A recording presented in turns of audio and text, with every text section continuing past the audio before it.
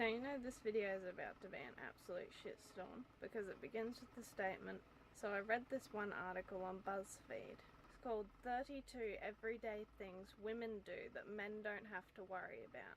Number 1. Carrying your keys in your hand as a weapon when walking alone at night. This is something I actually learnt from a man and I've only ever heard of men doing. I've never met a woman that has ever thought of doing it or needed to do it. Number 2. Turning your headphones off to make sure you're not being followed. I've never had to do that. I don't know anyone that's ever had to do that. That's not a normal thing. Number 3. Nailing the I'm walking quickly but not so quickly that you'll sense my fear pace when someone is walking behind you. Again, never had to do that. Don't know anyone that's done that. Number 4. Calling friends when alone in a taxi or Uber in order to feel safe. Really? Really? Never. No, I've never done that. Okay, number 5 kind of pertains to number 4. Or texting them your driver's details. What? Okay, so what, you tell them the name of your driver and their number plate in case anything happens? It's a taxi, what's gonna fucking happen? 6. Messaging them when you get home to let them know you got home safe. This is actually a normal thing. This is like the first thing on the list that's remotely normal, to be honest. I do that sometimes. I usually forget, to be perfectly honest, but it's not like I'm ever like talking to someone at the time like, yo, I think I'm in danger because I just had to get in a taxi alone at 6 p.m.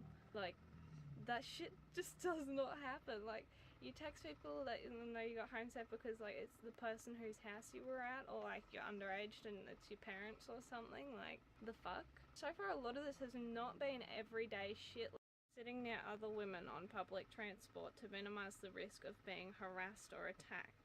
Really? No, I've never done that. Avoid being out altogether if it's too early in the morning or too late at night because it's not safe.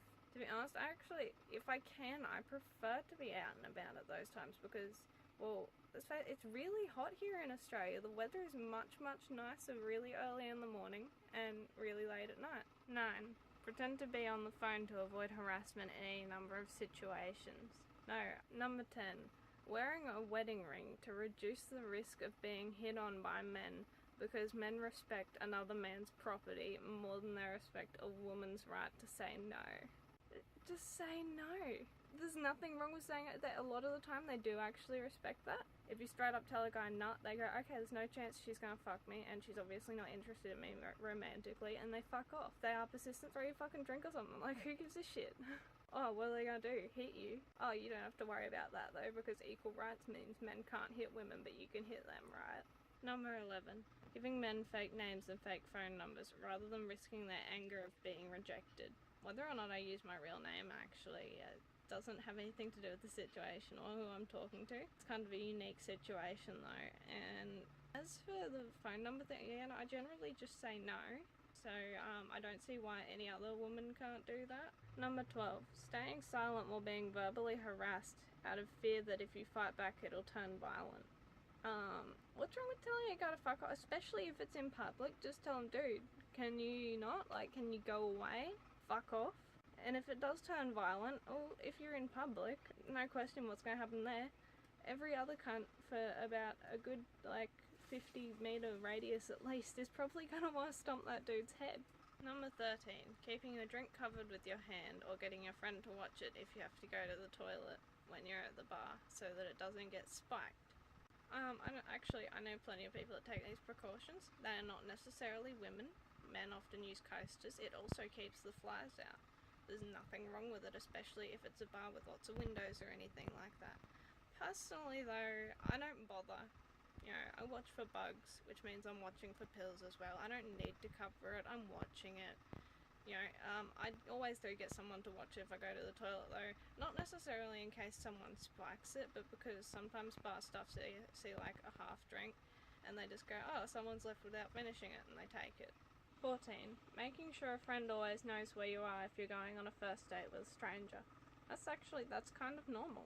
That's pretty normal, you know, you should always tell someone. Personally, I don't, so again, it's not an everyday thing for me. I guess I just don't worry a lot, like, I'm not concerned.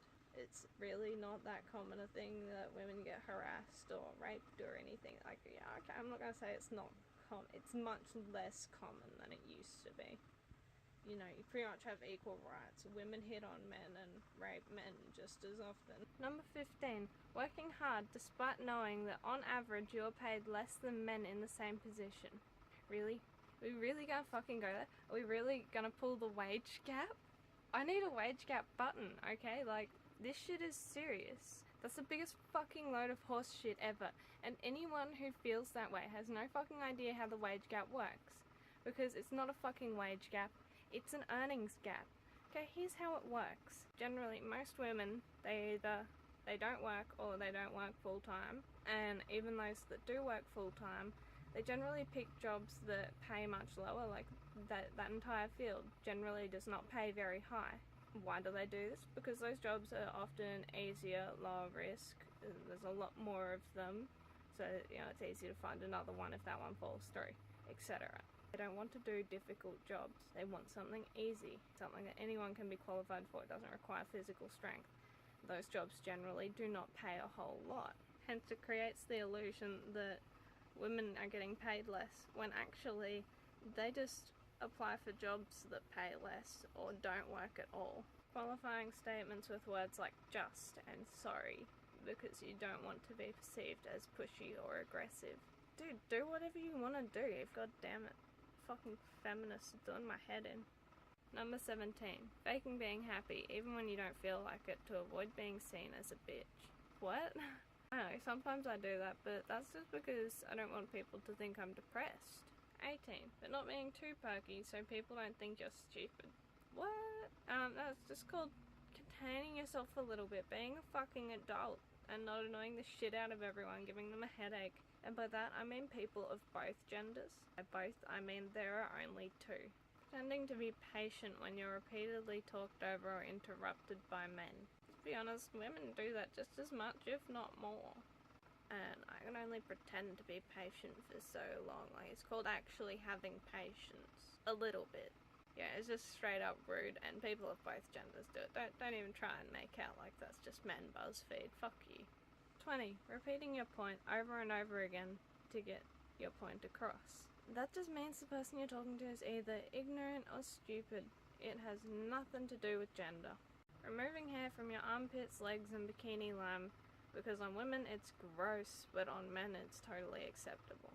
Well, your hair's kind of, in a sense, a symbol of testosterone. So if you have a lot of body hair, you know, you're a little bit manly.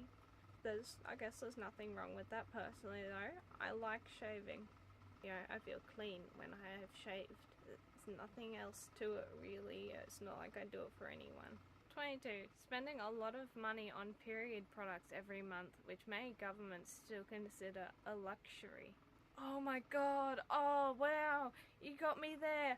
Holy shit, I didn't think about the fact that because I'm a female and my government considers cleanliness a luxury, I have to spend $2 to $6 a month on pads for my bleeding vagina. Oh no, oh, you poor thing. Oh, don't know if I can afford that $2 for pads this month. Might have to not eat at all. Are you fucking kidding me? Hiding said products up sleeves or in pockets when going to the bathroom in public because of the stigma around periods.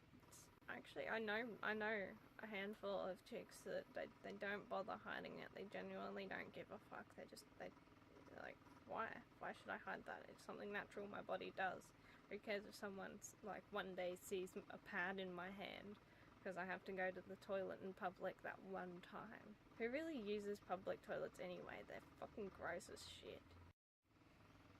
Fuck off, wasp. Making sure the right amount of skin is covered as to not risk looking slutty or indecent. What's wrong with wearing clothes that cover you, like wear a high cut top, wear a fucking t-shirt even. Wear some pants that half your ass doesn't hang out of.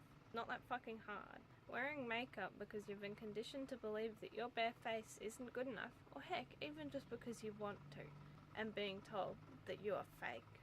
Anyone with makeup on right now? You're fake. I've got makeup on right now. Look at that shit. There is makeup on my face. It's only eyeliner, but it is still makeup. Why? Because I like eyeliner. There's nothing wrong with that. I personally don't think foundation's a good thing though. You can always tell when someone's got foundation on. 9 times out of 10, it looks like crap and it makes your skin 10 times worse, which makes you need to wear it all the time. I also think mascara is shit because it's always clumpy. Or not wearing makeup because you don't want to. You just, oh no! Like 8 days a month, if that, I just go, oh fuck eyeliner, I could not be bothered today. I'm gonna have a break from eyeliner for a couple of days. What's wrong with that? You were just saying the opposite thing a minute ago. If you want to wear makeup, wear makeup. If you don't, don't. If you think you need it, try taking a break from it because maybe you don't need it. That's all. 27. Questioning whether the tweet or Facebook status you're about to make will result in being viciously trolled or harassed. What? So now cyberbullying is only a thing that affects women? So what now? Men don't get trolled all of a sudden? That's not gender specific. And if you don't want to be trolled or harassed, then don't make posts that people will troll or harass you for, or just unfriend and block everyone that trolls and harasses you. It's that simple. Not a gender specific issue. 28. Constantly empathizing with male leads in movies and TV, then having to put up with men protesting the one time a female gets a starring role. Really? Really? I can think of many female leads that men love. Look at Underworld. Look at Resident Evil. Look at iZombie. Oh, and by the way, men watch Orange is the New Black. That's pretty much all women. Do men not deserve empathy? So we have to empathize with all women, but it's wrong to empathize with men. Doesn't sound like equality to me. God damn. You have equality. Men don't hate female roles, they just don't like the new Ghostbusters. Deal with it. 29. Answering or deflecting deeply personal questions about your relationship status, fertility, and home life from family, potential bosses, etc. Pretty much everyone. If you don't want to tell people your personal shit, don't. That's really all there is. So you don't have to tell everyone everything. They're not gonna be mad. Just say, I'm sorry, I can't answer that. I don't want to. Like, it's kind of personal. And they'll understand. 30. Taking the pill if you have sex with men and do not want to get pregnant, as there is still no male equivalent available. Oh, but there's no male equivalent yet because men work differently. Oh, what, you want men to not come? Is that it? Like, is that what this is about? Personally, I take the pill regardless of whether I'm having sex with other people or not, because I like having regular periods. Condoms break. They also give you things like vaginal thrush. Yes, that's right, certain condoms can give you yeast infections. It's a thing. It happens. There's no better option than the pill so long as the person you're sleeping with is clean, and so are you. Oh no, you have to pay $6 every fucking 6 months or some shit for a little pill that stops you from getting pregnant because you don't want a baby. What's wrong with that? 31. Living with the knowledge that the government, which is mostly men, have pretty much full legislative control over your body. Like, if you don't like that, get into politics. That's all I can say. Maybe this is where the wage gap comes from. You consider that. How much do politicians earn? How many bitches want to be politicians by the time they're actually grown up and qualified to be one? Very fucking few. There's your answer. Go get in politics if you have a problem with the amount of men in government. Shut up. Okay, 32. Dealing with people telling you your concerns aren't valid and you should stop complaining because women are equal. Well, they make a good point. Like, you might have some valid concerns or something, like maybe. No one else is complaining. A lot of this shit happens to men too. You don't see them complaining about it. Yeah, so maybe you should stop complaining. Shut the fuck up. That's the end of the list. And it's hot as fuck here. So yeah, that's all. Didn't actually think I was going to do this video, by the way. Decided to randomly do it. It's hot as fuck. I wonder if drop bears fall out of the trees over here. Holy shit. Poor bastards. Bye.